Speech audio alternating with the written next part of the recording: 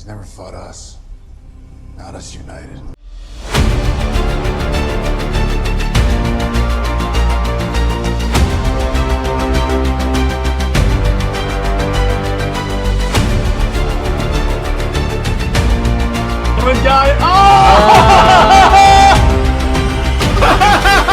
I can so see that. That's it.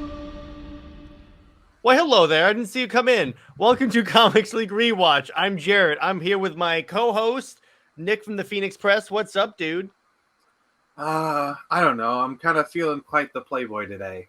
Yeah, so here's why this episode is titled the certain way, why the thumbnail is most likely going to be a certain way, and why that joke works. Because, all right, so not only is this a King Arthur episode, clearly, this is also an episode where the Justice League meets the Playboy Mansion, apparently. Yeah, pretty much. I liked it overall. I thought it was pretty enjoyable. Honestly, it was kind of a nice change of pace than like the usual stuff. Like, this is very much kind of like a standalone two-parter, but like, I don't know, it was very different from like kind of the usual Justice League fare, but in a good way. Mm-hmm. Yeah, and by the way, this also is the introduction of Etrigan the Demon, who was one of Arthur's knights, who betrayed him. That's Morgan Le Fay. By the way, Morgan Le Fay's voice actress Olivia Dadabo.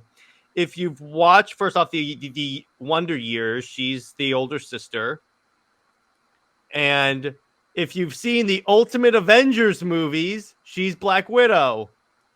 I thought her voice sounded familiar. Like I was racking my brain. Like I swear I've heard her in some video game before.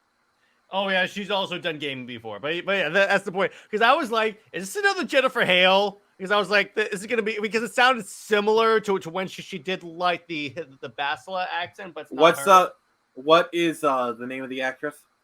Olivia Dadabo. Yeah. But anyway, so this episode is basically on the also origin for Mordred, who will show up in later Justice League episodes, of Morgana Le Fay, Arthur's sister. So that's like in terms of Arthurian myth, that's who she is.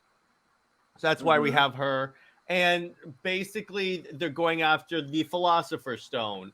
And what happens is, this is also a good episode for Martian Manhunter, because you see Jean kind of betrays the League because he thinks that if he gives her the stone, she'll restore Mars.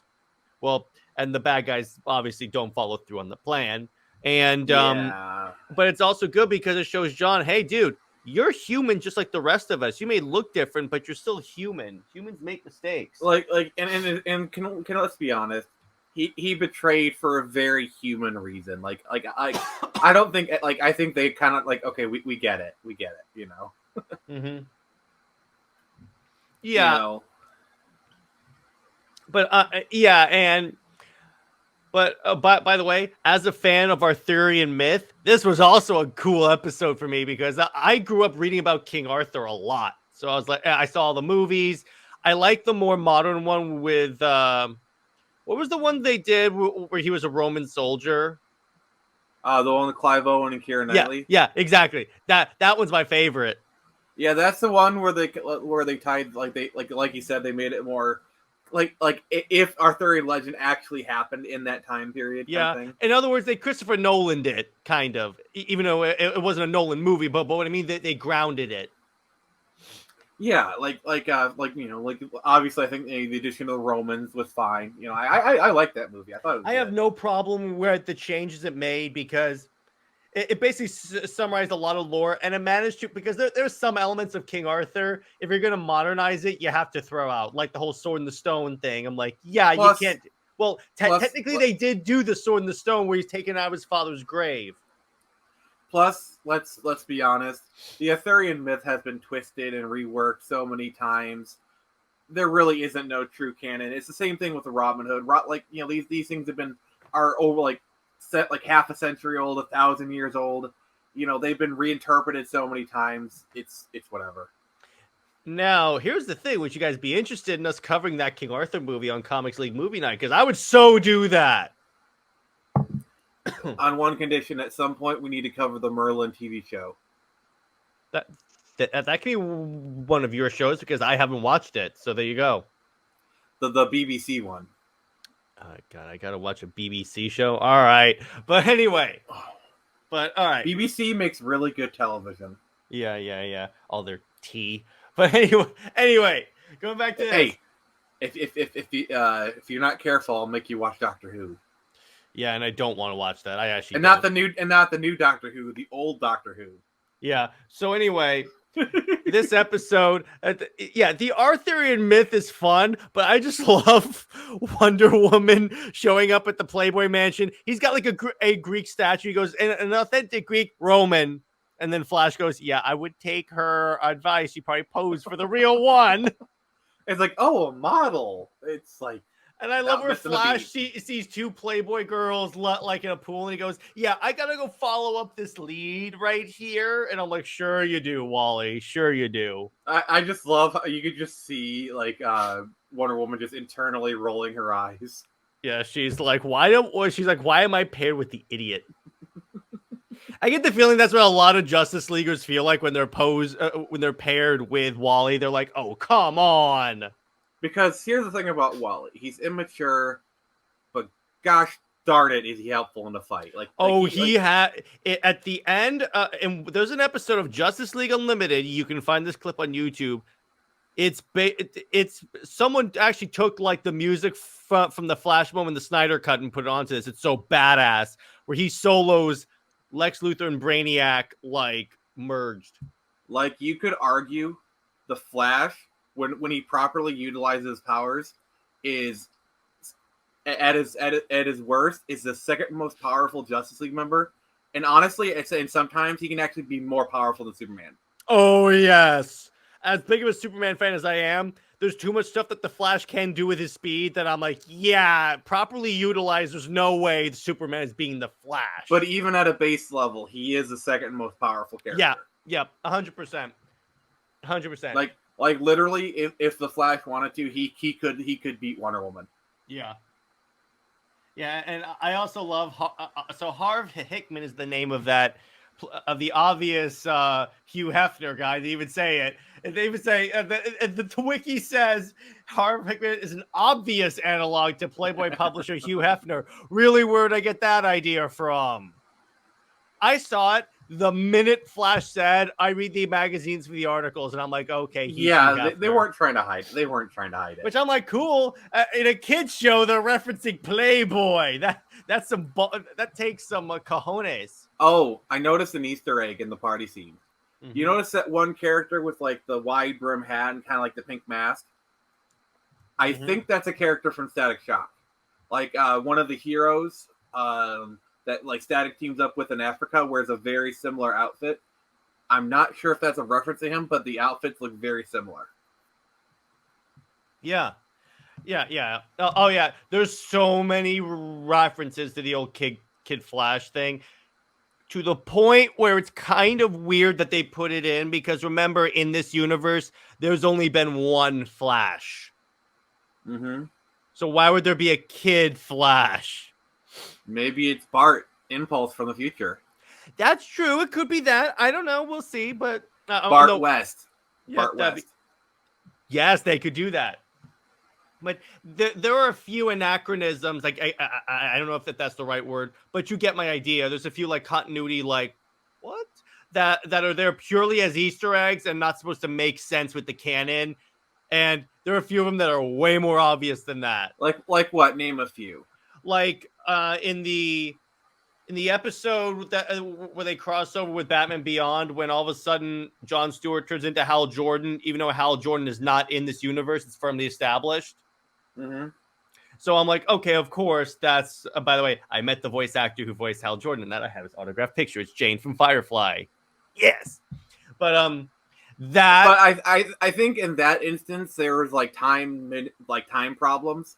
Mm-hmm. I think that one think is pretty well explained. But there's a scene where you're in the Flash Museum and you see an adult Kid Flash costume. It's a Kid Flash costume that Wally would fit into. So what they're implying is, and here's how I know that this is an error. In the arc with Gorilla Grodd that we talked about, we saw the Flash origin, which was meant to be Barry Allen, but it's really the one for this Wally West. What they did in the show, which I appreciate to a certain degree, they took like the most powerful, the most popular versions of the characters at the time and just gave them the origins of the ones that you know, like Kyle Rayner got Hal Jordan's origin in S-TAS. Wally got Barry's origin, but they used Wally because he was the Flash at the time. Which I get it. I'm all for. It doesn't take me out of it because hey, I know why they're doing it. It's for fun Easter eggs. I'm fine with that. I got it. There's too much of this show to like that doesn't like break my immersion so much. You need to do the Ben Affleck drop. Which one? We're talking about. Why did you say that name? The other one, the one that kept from the Kevin Smith movie. Oh yeah. Okay, yeah. Sorry, I'll bring that up. Even though the moment's gone, I'll still do it because whatever. And by the way, just remember, I'll set it up and then you drop it. Okay? Yeah. You remember? I'm trying to find it. Hang on. For some reason, I can't find it on here. I still have it. I think. If need be, you can cut this out and post or something. Who knows? The point. I got it. All right. Remember, Jared. What to remember is. Okay, they're talking about fictional characters. There you go. The reason I was confused because I think you said Batfleck earlier. That's why I was like, Batfleck. I said Affleck, but I guess maybe my speech was wrong or whatever. Okay. But the point is, well done. But so, what did you think of this arc, Nick? I thought it was good, solid, really refreshing. Like we were kind of chatting about this a little before we started recording, but like I viewed it as like a nice change of pace from the usual fare. Yeah, I liked it. I give it a 8.5 out of 10. I would say that's pretty fair. It's definitely up there, purely because of the Flash's comedy in this episode. He was in rare form on this one, and the King Arthur stuff, which I liked. I like how there's like a little tension between Etrigan and Martian Manhunter. I dug that, and plus Jean's arc throughout this whole thing. You see his family. I really dug that. Yeah, because like the show really doesn't give much for John to do from a character perspective. So this was like a rare moment for John to actually have character development, and it was very well done. Yeah, and again, it was purely to say even though you're a Martian, you're just as human as we are. And let's face it, that plays off of one of my favorite moments in DC Comics ever. Batman is having a conversation with Superman, and he goes, "Clark, there's a reason why I've always felt comfortable working with you the most. Because, yeah, you have all these fantastical powers. You're an alien from another planet, but you will always see mankind as your home team. You are, for all intents and purposes, human." And I'm like, that's a lot. That's a lot coming from Batman. Like, that means a lot. If you notice, because Batman clearly does not trust metahumans, yet his closest friend and confidant is a Kryptonian. So he's like, there's a reason why I do that. Because, yeah, he came to Earth as a baby. The dude had no memory of Krypton. The only thing he had memory of is being raised in Kansas. Okay, I have to bust out a quote from Man of Steel. Yes. You probably know what I'm about to say, but don't steal my thunder. I won't. Go ahead. You know what I'm about to say, though. Yeah. So, sir, I'm from Kansas. It's about as American as it gets. Actually, wait. Here, can I do it? All right, go ahead. Here's the line. Swanwick / Martian Manhunter goes, "How do we know you won't act against America's interests?" And he goes, "I grew up in Kansas, General. I'm about as American as you can get."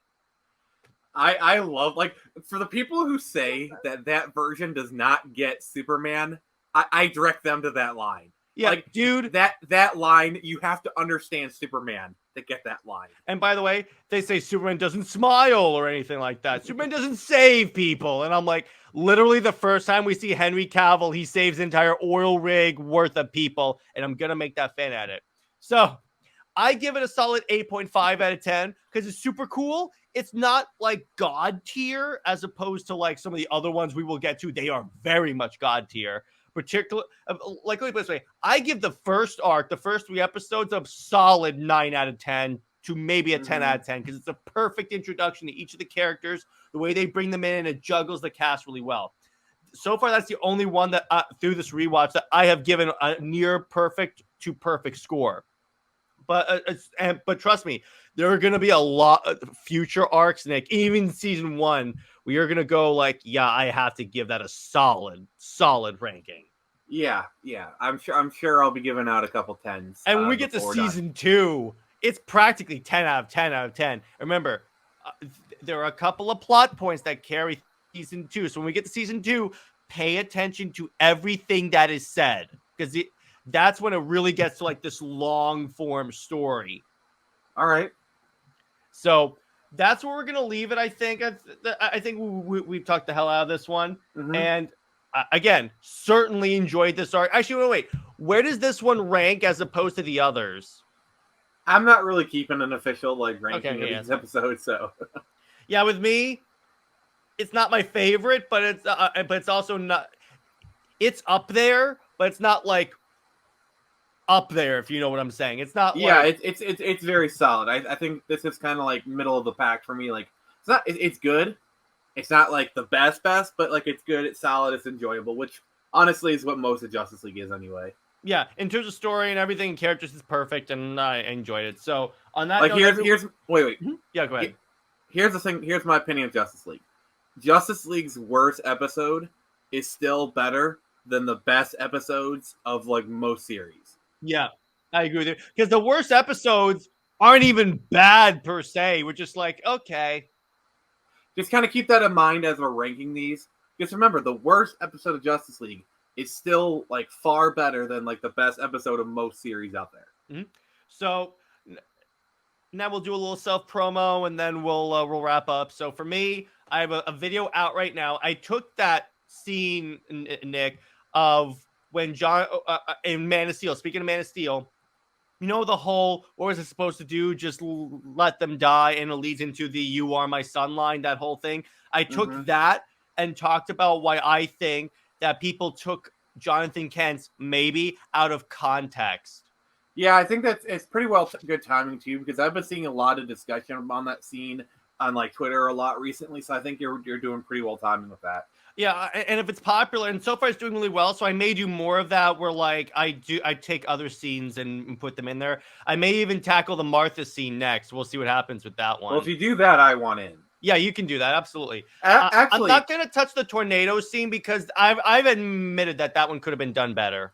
Yeah. Like, trust me, I've sort like actually the Martha thing actually might be a good collaboration with Nerdette. Oh, actually, yeah, I'll reach out to her to see if she wants to do that. Yeah, just saying. Well, first she has to watch the ultimate edition of the movie. Jeez, stop insulting a movie you haven't watched the actual version of. We will convert her to the Snyder fandom. Oh, it's happening, dude. She's more on our. First off, she loves Watchmen, so she likes some of his movies and Zack Snyder's Justice League. Like, I don't watch her content, but like the more I see of her, the more she seems like a lovely person. Oh, she is. She is. No matter what anyone tells you, Nerdette is one of the nicest people on YouTube. I'm just gonna leave that there. And Tristan, if you're watching this, you get a nice little shout out, a sub to Nerdette's Newsstand. So, in terms of Indie Wednesday, I got a collab with Galadia Comics where we promoted his stuff, but we also talked about what separates European comics from American comics. And it's actually really cool because I have a couple of comics I got in Paris when I was there for 2 weeks visiting my sister. Oh, you lucky. I'll show you when we log off here. But so yeah, I got a couple. Not necessarily superhero stuff, but it's still pretty cool. But in terms of Under Two Capes, TBD, still working on that because I like to work in these as stuff comes to me. I may just do like one examining a movie or something like that. And for movie night, we're talking about Superman Unbound, which is basically the Brainiac arc from the Jeff Johns run. It's really good. It has Supergirl in it, and it's basically the plot what I would want for a Man of Steel 2 movie.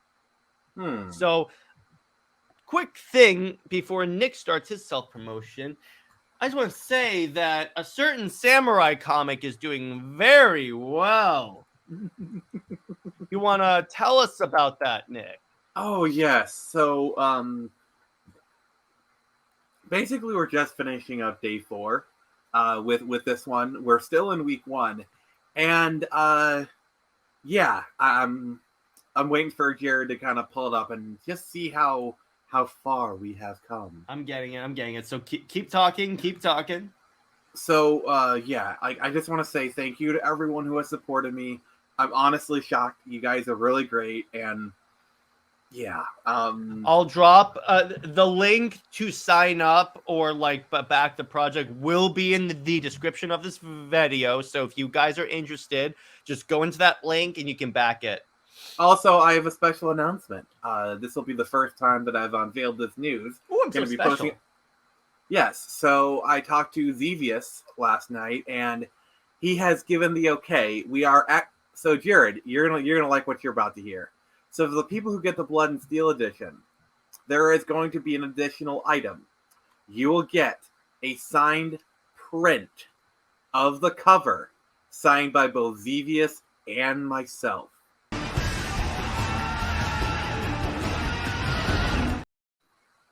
There you go. I wanted to give you that one.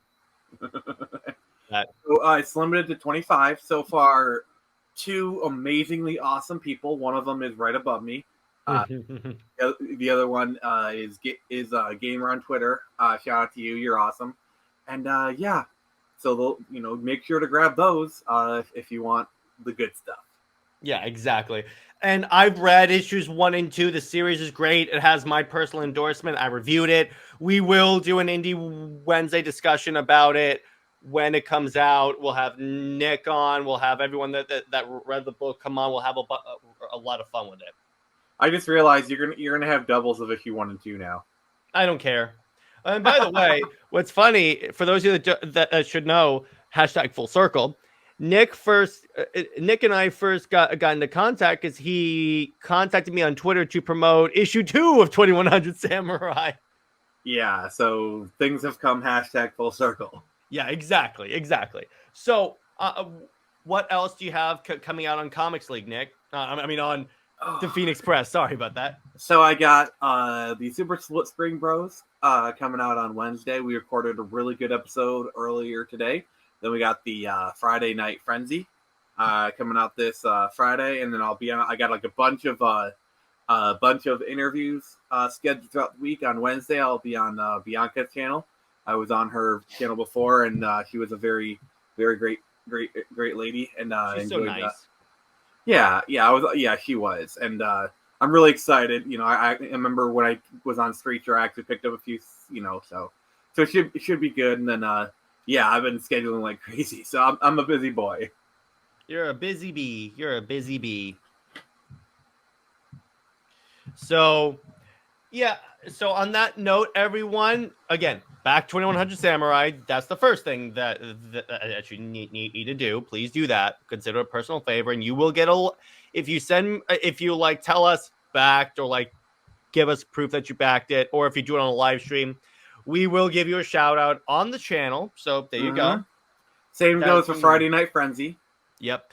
And on that note, guys, stay heroic, and we will see you in the very next episode. See ya. Oh, actually, wait. The next arc we're going to be talking about is a Jon Stewart-centric arc. We're going to be talking about his old army buddy. It's going to be called Metamorphosis, introducing the character of Metamorpho. And he plays a role in a few of the future episodes. How close are we to the finale? We are 2 weeks. The week after this one is the finale. And that will be a live stream. And then the week after that, we will be returning to Avatar as well as covering season 2 of Justice League.